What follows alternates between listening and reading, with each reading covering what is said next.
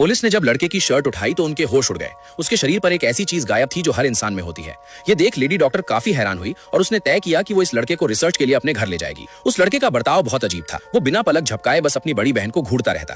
वो कुछ बोलता नहीं था, बस एक कागज पर पेन चलाता रहता और देखते ही देखते 2 मिनट के अंदर उसने एक शानदार पेंटिंग बना दी। सबसे अजीब बात यह थी कि वो एक घने जंगल में मिला था। उसका पूरा शरीर किसी चिपचिपे पदार्थ से ढका था, जैसे कोई अभी अभी जन्मा बच्चा हो। उसे दुनिया की कोई समझ नहीं थी। वो बिना कपड़ों के सड़क पर आ गया, जहां लोग उसे पागल समझने लगे। आखिरकार पुलिस उसे एक शेल्टर होम ले गई।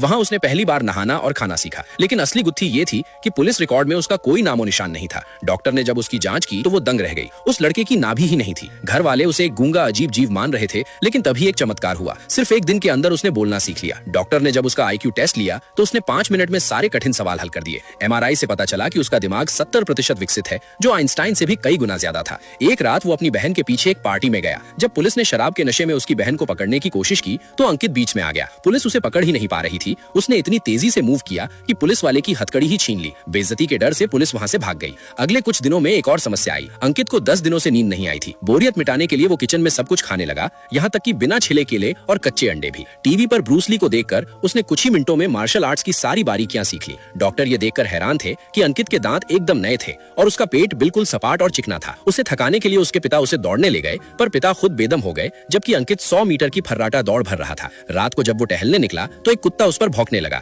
अंकित ने सिर्फ उसकी आंखों में देखा और कुत्ता शांत हो गया। वो मन ही मन जानवरों से बात कर सकता था। एक दिन जब पिता उस पर चिल्लाए तो अंकित दुखी होकर घर छोड़कर उसी जंगल में चला गया। घर वापस आने पर उसने रेडियो की आवाज के बीच पहली बार बाथ टब में चैन की नींद ली। तभी पुलिस फिर से घर आई। पता चला कि जंगल में जहां अंकित मिला था वहां एक लाश मिली है और पास ही में एक अजीब सिंबल वाला कार्ड मिला है। उधर अंकित ने घर का टीवी एंटीना ठीक करने के लिए दूसरी मंजिल से नीचे छलांग लगा दी, जिसे देखकर पड़ोसी लड़की प्रिया घबरा गई। कहानी में मोड़ तब आया जब मां ने देखा कि अंकित ने जो ढेर सारे चित्र बनाए थे उन्हें जोड़ने पर वही रहस्यमयी सिंबल बन रहा था जो मर्डर सीन पर मिला था।